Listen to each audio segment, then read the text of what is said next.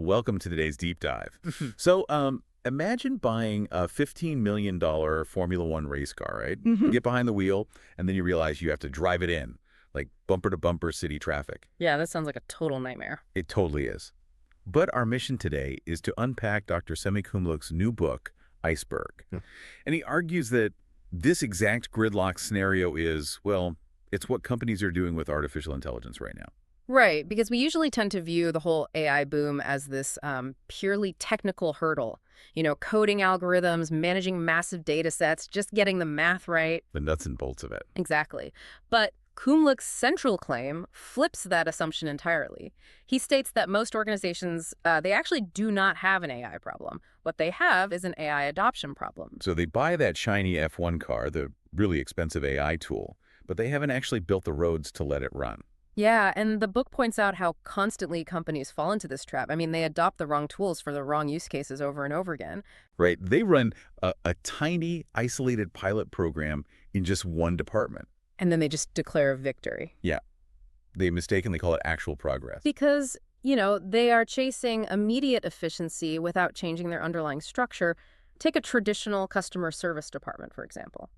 A company might deploy an advanced AI chatbot to handle routine calls faster, right? Okay. Yeah. But if the human agent's performance is still measured by how many total calls they take? Oh, I see. Right, rather than how well they handle the really complex, time-consuming issues that the AI actually escalates to them, well, the whole system breaks down. The technology is brand new, but the workflow is completely antiquated. Wow. Yeah, you can't just drop a hyper-advanced tool into an old system and expect some kind of revolution. Yeah. So if just throwing technology at the problem doesn't work, how do we actually build the roads? Well, Kumluk argues you have to look below the surface, and that brings us to his iceberg framework.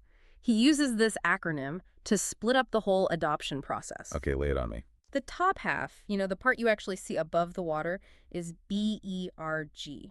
That stands for building the right solutions, enabling enterprise-wide adoption, reinventing work and value, and governing for trust. Right. Let's unpack those visible actions for a second. Because terms like enterprise-wide adoption and reinventing work, they can so easily sound like just more corporate jargon. Oh, absolutely. What does that actually look like when a company gets it right? So reinventing work really means changing the fundamental mechanics of a job. It isn't just handing employees a new software login and telling them, hey, be more productive now. Just do more faster. Right. Yeah. It means fundamentally shifting their performance metrics. Like they're rewarded for leveraging AI to solve bigger problems rather than penalized for the initial time it takes to actually learn the tool. Oh, that makes sense. Yeah, and it requires a really deliberate strategy to scale the technology across every single department. You can't just keep it siloed in IT. I definitely see the value there.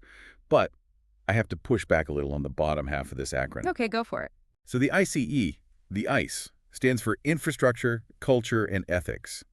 I mean, are culture and ethics just mandatory buzzwords tacked onto a tech book to make it sound, I don't know, well-rounded? It is so easy to view them that way. I totally get it. But think about an actual iceberg. The vast majority of its mass, the part that actually dictates its stability, its movement, its sheer force, that is completely hidden underwater. Right. So infrastructure, culture, and ethics, they aren't soft buzzwords at all. They are the massive, unseen foundations. So if you're a team leader or a manager listening right now, culture isn't just like a motivational poster in the break room. Not at all. It's whether your team actually feels psychologically safe experimenting with a new AI tool, or if they are terrified the technology is just there to replace them. That is the core issue right there. I mean, if your company culture resists change, or if your data infrastructure is just a tangled mess of legacy systems. Which happens a lot.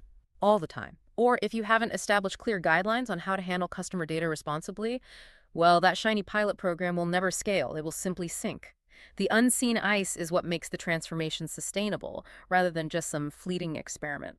So what does this actually mean for you, the listener? Whether you're running a massive enterprise or you're just trying to figure out how to integrate, say, an AI assistant into your own personal workflow, moving beyond the hype requires a really disciplined look below the surface. Exactly. The foundational elements absolutely have to be in place before the visible tools can perform. Which leaves us with a final question to ponder today.